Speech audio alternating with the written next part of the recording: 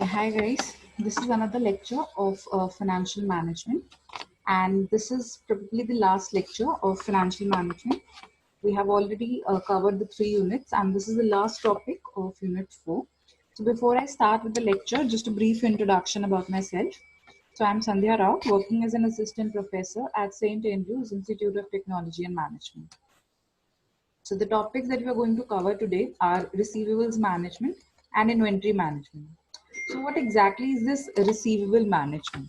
See, in a business, we always have cash sales also and credit sales also. Now, whenever we have when we have credit sales, we have debtors in place. Okay, now what these debtors are? These are basically our receivables, which means that they owe some amount of money to us. Whenever a person owes some amount of money to you, that becomes your debtor, or you can say that becomes your receivables, which means that you are going to receive some amount of money from them in a future period of time, in a future point of time. So if I go about with the definition, it refers to the sum of all the monies owed to the firm by the customers arising from the sale of goods or services in the ordinary course of business. Now, examples of receivables can be the debtors. It can be any book debts or any customer receivables or trade receivables also. In nutshell, what we can say is that receivables means something from which you're going to receive money in future. That is receivables. Now, in business, we all know that it's very uncertain, and something might come in future which might turn the world upside down for you. So why is it very important for you to study this receivables management? So when we uh, do credit sales and a person owes you something, it means that, or there is a chance that the person might default on making the payment. All right, so that is why it becomes very important that you study it and you manage your receivables very properly. Okay, so the process of decision making regarding investments of receivables, this is what we are going to study.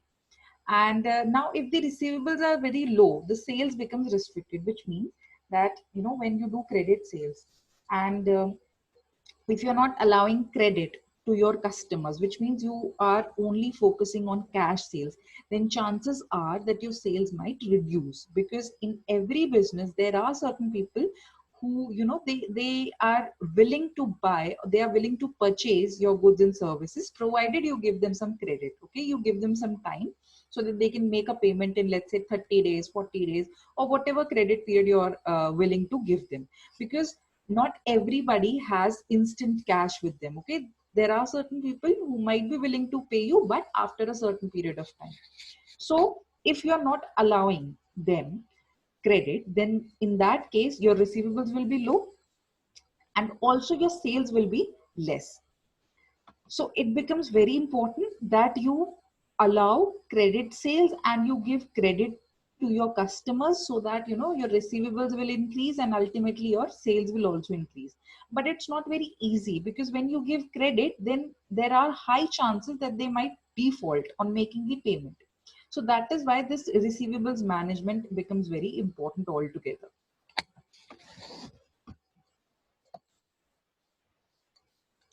So now, why we actually have receivables? One, because it increases our sales.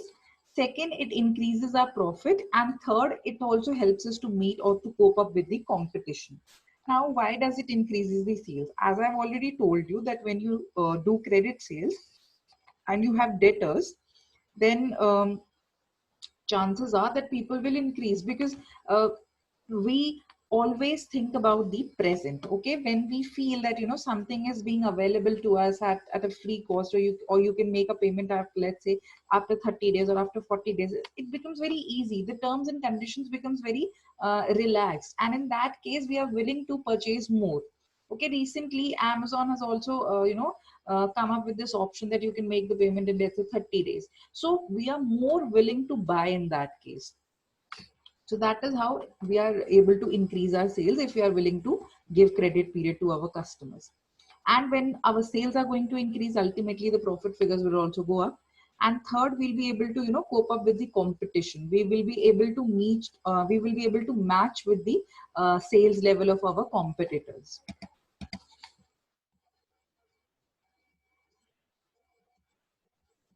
Now, there are certain costs of maintaining the receivables. Now, what are these costs? As I've told you that your customer might default on making the payment. Now, the other thing is that there is also a capital cost attached to it, which means that there is a time gap between the sales and cash realization. When you actually sell your goods and services, from that particular point of time till the time you actually receive the cash from your customers, this period is actually, there's a huge gap between these two things which are happening in the business. And during that course of time, you are obviously going to incur lots of cost. Okay, so that is why it becomes even more important that you manage your receivables well or properly. Second thing is funds needs to be raised for the payment of wages and for suppliers. Okay, you also have certain obligations. You also have to pay wages to your workers. You also have to make payment to your suppliers, and also such funds then needs to be raised from retained earnings, or you have to borrow it from outside. Okay, you either you will use your savings, your past savings, or you will have to borrow it.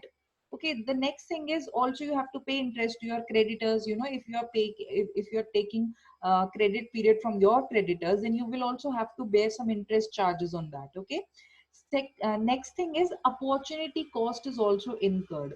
Have you realized this cash from your sales earlier? You could have invested that money somewhere, and you could have earned interest on that money. Okay, so that becomes your opportunity cost. So that is why this receivables management becomes costly exercise. Okay, it's not very easy. It's not very easy to give credit to your customers. You also have to think about the cost that you're going to incur, and this is one of the very important cost, because you could have earned, let's say, if there are chances that the person might make a default on making payment, and instead of that loss, you could have earned something on it. Okay, you could have earned a return on that money had you invested that money in some bank account or any other investment.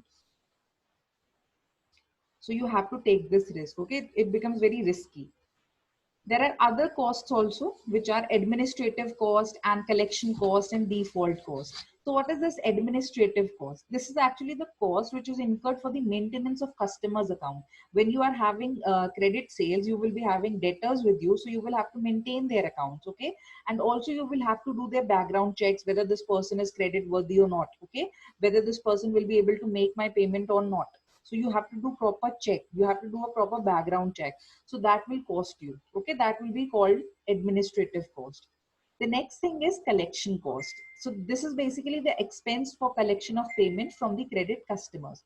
When you have to call them, you have to remind them, okay, that you have to make the payment. Let's say when we take loan from the bank, we get constant reminders. Okay, we might also get personal visits from the personals or from the executives of the bank, stating that you are already um, defaulting, or you have already crossed the limit, or you have already foregone a month period of time, so you should make the payment now. So these are the certain collection costs that we talk about. Okay, the next thing is defaulting cost, which means bad debt, which is the major, or you can say the nightmare of all the people who are dealing with receivables. So chances are that the person will default on making a payment, and in that case it will become bad debt. Okay, your assets will turn into liability. In that case, your assets will turn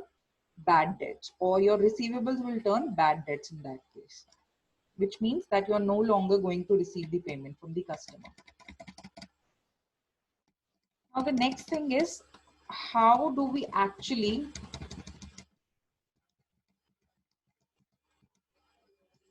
manage the receivables? Okay, on what basis, or what are the criteria on which we do this entire exercise? So first thing is credit policy.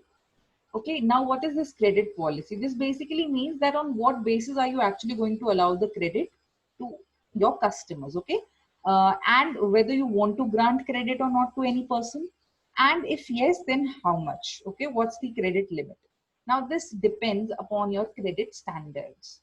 Now credit standards can be tight also, they can be loose also, which means they can be restrictive, or they can be liberal also. Now, what it exactly means, if you're having loose credit standards, which means that you are willing to give credit to customers without doing much exercise, without doing much background check, or you're willing to give them um, longer credit periods.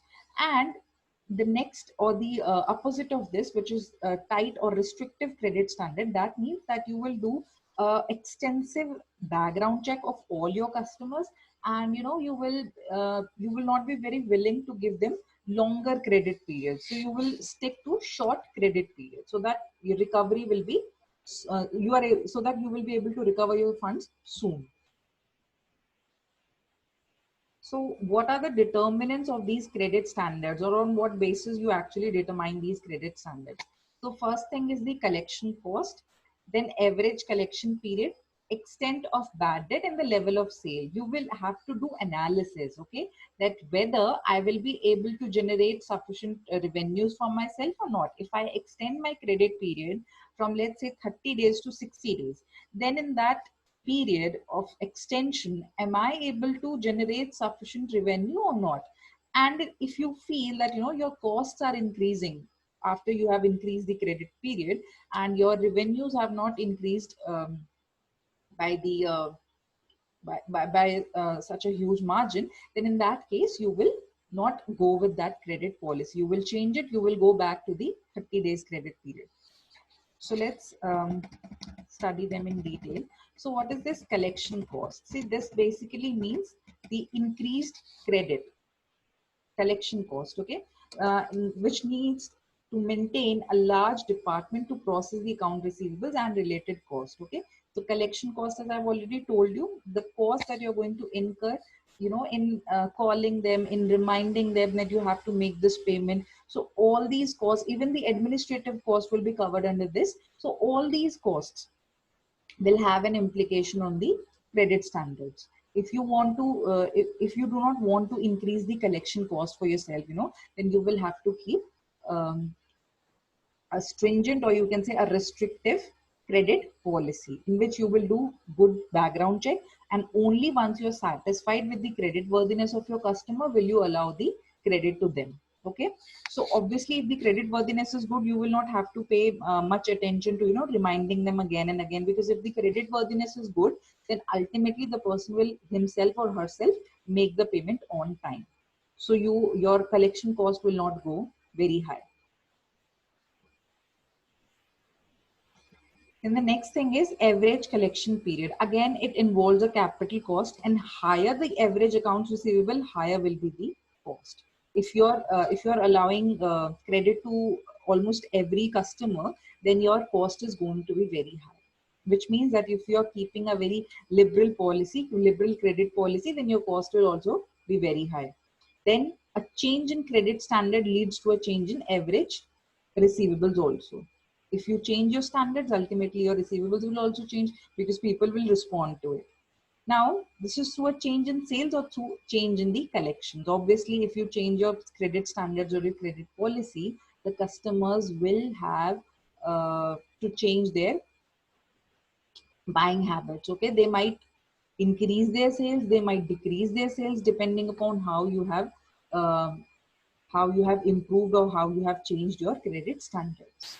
In case of a tight policy, a decrease in average receivables will be seen. And in case of lenient policy, increase in average receivables will be seen. See, it's very simple. Whenever you're going to follow a very stringent or very tight kind of a policy, then definitely those customers who are not willing to pay your money on time will definitely take a step back. And if you're going with a liberal policy, then obviously you will be able to attract more receivables. Then the next thing is bad debts. So as I've told you, bad debt is nothing but when you sell something on credit basis and a person becomes your debtor. Now, if that person turns bankrupt and he's no longer in a position to make your payment, then that becomes your bad debt. Okay, which means that you're no longer going to receive the amount from that person. So your asset have become your liability now. So or you can say that your asset is no longer. Okay? though they change with the change in the credit policy of a firm, and bad debt increases with a liberal credit standard. And they also tend to reduce with a tight credit policy of a firm, because when you are having tight credit policy, you will be satisfied with your background checks and everything. Okay, you will do proper background checks, and obviously good people will come in that case, and they will not make a default on making the payment. The next thing is sales volume. If you are having stringent credit policies, your sales volume will not go up with a huge margin. But if you are having a lenient or liberal credit policy, your sales volume will go up by a high margin.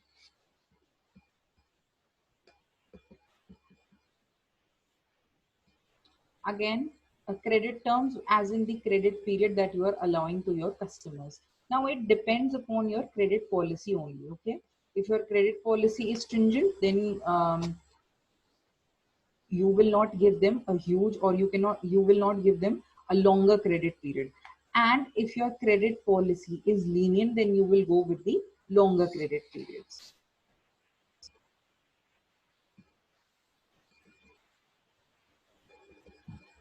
Now, how exactly can you do this credit analysis of your customers? See, there are several options available to us, and we can go through them, and we will get to know that whether this person is credit worthy or not. So we have published information also about certain corporate clients. We have bank references also. Okay, bank also give us rating that okay, this person is fine, and you can lend money to this person, and he has never make a default, and he's a consistent customer with us, and he always makes the payment on time. So these kinds of information can be available with the um, can be availed from the banks as well. Trade reference also is there. Salesman interview and report can also be taken for reference.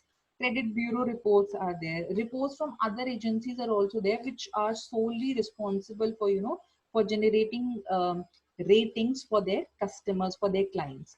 Also, past experience can give you a hint about your customers. Okay, if a past customer has been making regular payments, and he's always on time, so you can grant him good credit period or a longer credit period. Okay, maybe what happens is that sometime बीच में हो सकता है कि एक बारी दो बारी वो पेमेंट ना कर पाए, but you know that he's a consistent person and he has always make payment on time whenever he is available with the funds, so उसको आप थोड़ा बहुत leniency दे सकते हो. So past experience can also be used as a tool for credit analysis.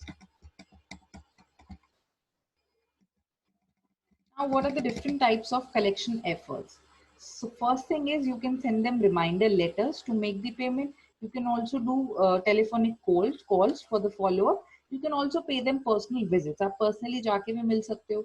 Or you can seek assistance from the collection agencies who will take the care of the entire collection process. Okay, वो ही call करेंगे, वो ही personal visits देंगे, and they will take care of the entire exercise. Or you can also take legal action against those who are not making payment on time. अगर आपको लगता है कि वो काफी टाइम से default कर रहे हैं, they're not picking up your calls, और अगर आप उनको घर पे visit करने जाते हो तो वो घर पे भी नहीं होते, then you can take legal action against such people. So this is about receivables management, where you actually want to um, collect your money from your debtors, and it's a very tedious exercise. या तो ये आप खुद कर सकते हो, या फिर आप you can hire some agents. Okay, कुछ ऐसी receivables या collection agencies होती हैं जिनको आप hire कर सकते हो, which will do the entire exercise for you. So in this entire thing, what we have actually learned is कि receivables management में आपको दो तीन चीजें ध्यान रखनी पड़ती है. One, your credit standards, your credit policy. It can be stringent, it can be lenient also, depending upon what kind of customers you actually want. अगर आप stringent रखते हो तो आपको वही customers मिलेंगे जो credit worthy होंगे. And if you follow a very lenient kind of a policy, तो फिर chances हैं कि शायद ऐसे ही कोई भी आपके customers जो हैं वो बन सकते हैं, and उस case में risk is very high. But also आपको शायद profits भी ज़्यादा मिल सकते हैं उस case में. So it's a um, risky kind of a thing. ठीक है, आपको लॉस भी हो सकता है और आपको गेन भी काफी ज्यादा हो सकता है. Like the margin can be very high. Then the other thing is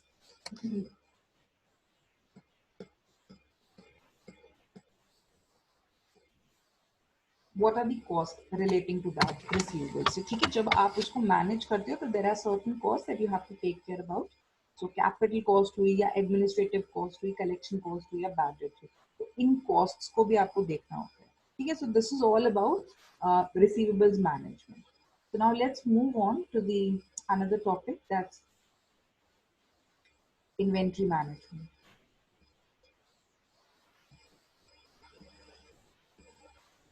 So inventory management is relating to the stock, to the management of stock. Okay, so now what is this inventory or what is this stock?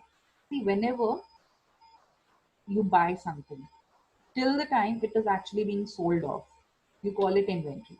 ठीक है, अब inventory जो होती है वो तीन type की होती है, raw material inventory, working progress inventory and finished goods inventory. जब तक वो सेल ऑफ नहीं हो जाती तब तक आप उसको इन्वेंट्री ही बोलते हो. ठीक है, तो it is a stock of items help to meet the future demand. ठीक है, जब तक आप उस डिमांड को पूरा करने के लिए सेल ऑफ नहीं कर देते तब तक आपकी वो इन्वेंट्री कहलाई जाती है.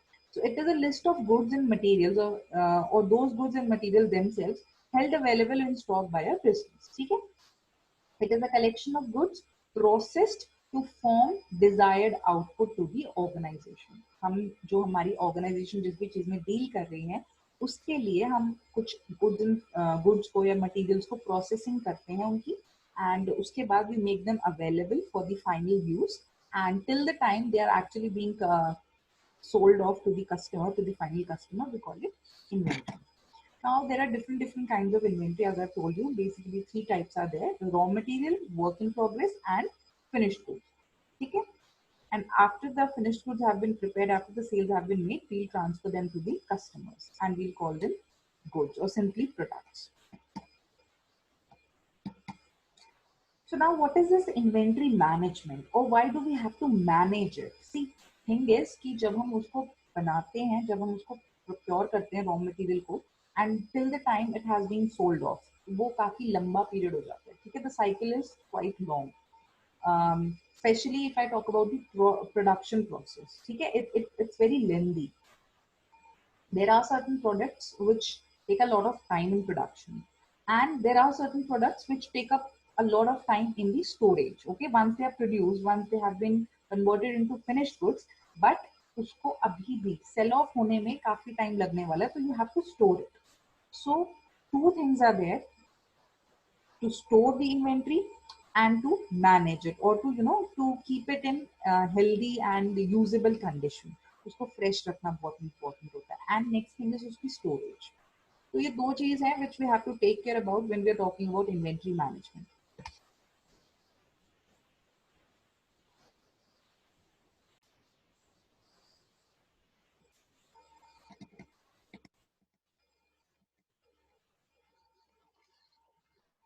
So inventory management is all about specifying the size and the placement of stock goods, like how we are going to store it.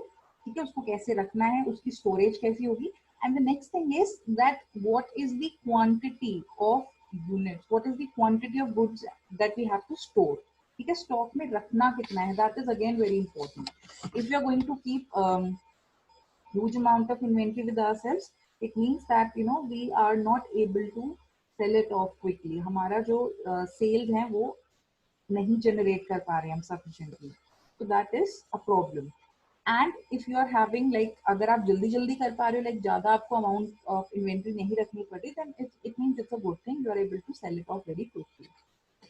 अब अगर आप उसको स्टोर करने का सोचते हो, ठीक है, if you have already decided you have to keep it for a longer period of time, maybe because उसकी जो नेचर है, जो आपका प्रोडक्ट है उसका जो नेचर है वो ऐसा है that you have to store it. ठीक है, तो इन दैट केस अगर वो पेरिशेबल आइटम है तो फिर वो खराब हो जाएगा. तो how do you store it? तो ये बहुत इंपॉर्टेंट चीज है कि उसको स्टोर कैसे रखना है, because you have to keep all the qualities of that product intact. ठीक है, उसकी स्टोरेज अच्छे से होनी चाहिए.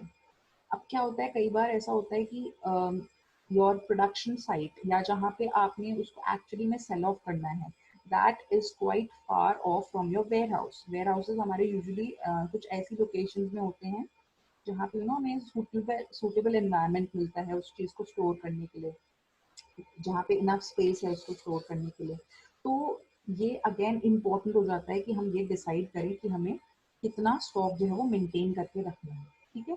क्योंकि ऐसा नहीं है कि हम अनलिमिटेड क्वांटिटी जो है वो स्टोर करके रख ले, बिकॉज लैंड है या जो भी हमारी स्टोरेज कैपेसिटी है वो लिमिटेड है, ठीक है।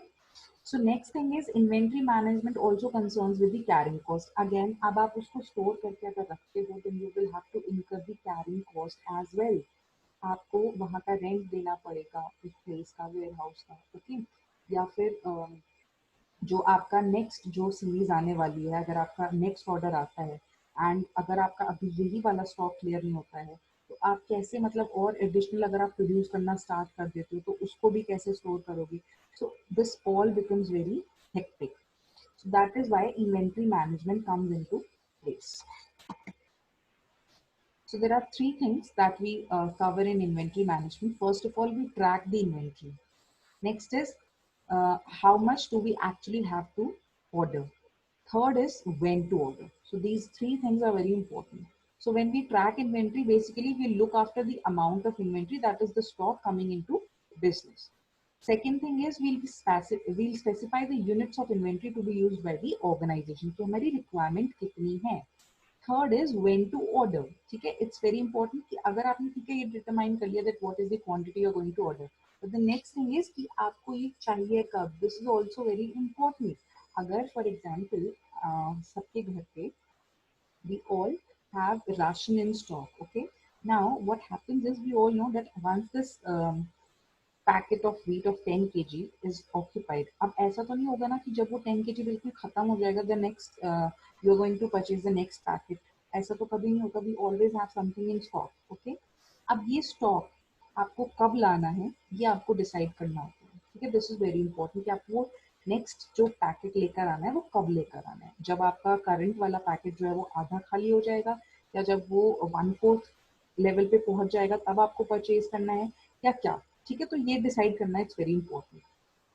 सेकेंड चीज ये है कि अगर आपको लगता है कि आपकी कंजम्पशन 20 केजीज की है अगर एक महीने की, या 30 केजीज की अगर 1 मंथ की, तो आपको उसी हिसाब से नेक्स्ट स्टॉक जो है वो लेकर आना पड़ेगा। अगर आपकी रिक्वायरमेंट जो है वो monthly requirement it's only 10 kg, तो आपको स्टॉक 100 kgs का लाकर रखने की जरूरत नहीं है, ठीक है। बिकॉज वो खराब हो जाएगा या जो भी है, या स्टोरेज कैपेसिटी नहीं होगी आपके पास इतनी घर पर रखने के लिए।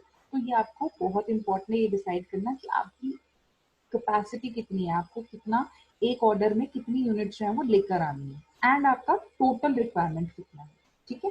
पूरे साल में आपकी रिक्वायरमेंट कितनी है एंड देन उसको आप डिवाइड कर दोगे कि आपको कितनी बार ऑर्डर करना है, एंड एक ऑर्डर जब आपको करना है तो उसमें कितनी क्वांटिटी होनी चाहिए, एंड आपको दूसरा रीऑर्डर कब करना है।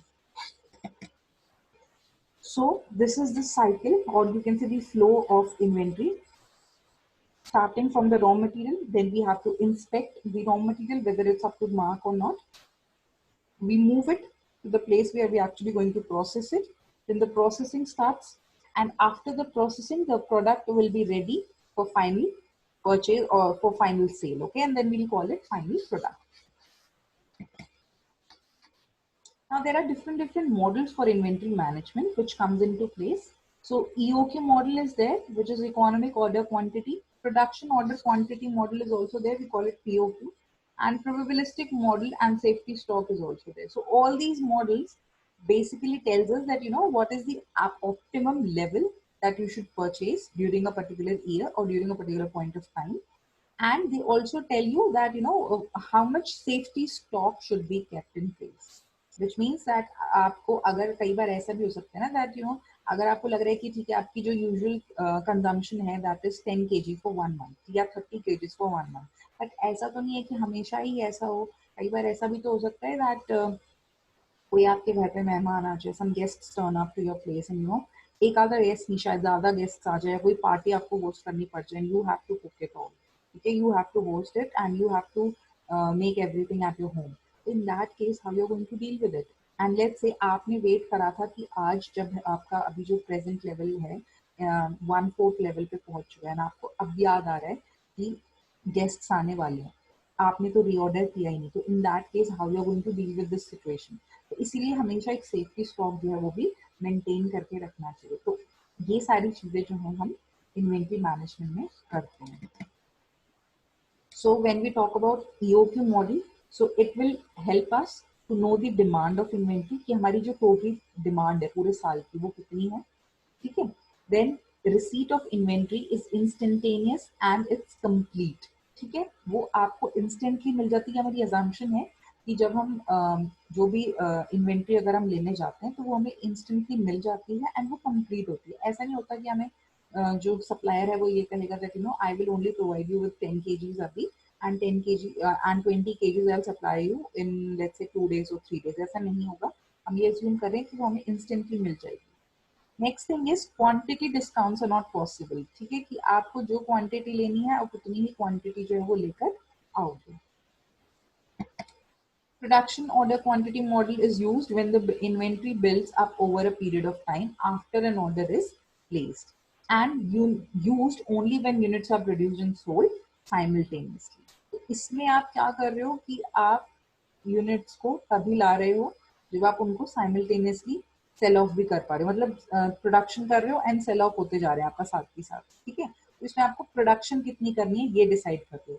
यहाँ पे आपको स्टॉक मेंटेन करके रखने की ज्यादा जरूरत नहीं है.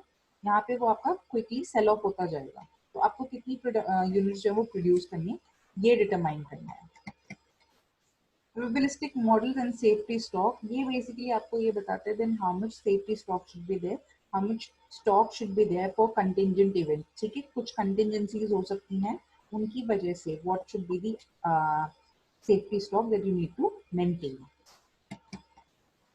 Now, why or what are the reasons for keeping stock?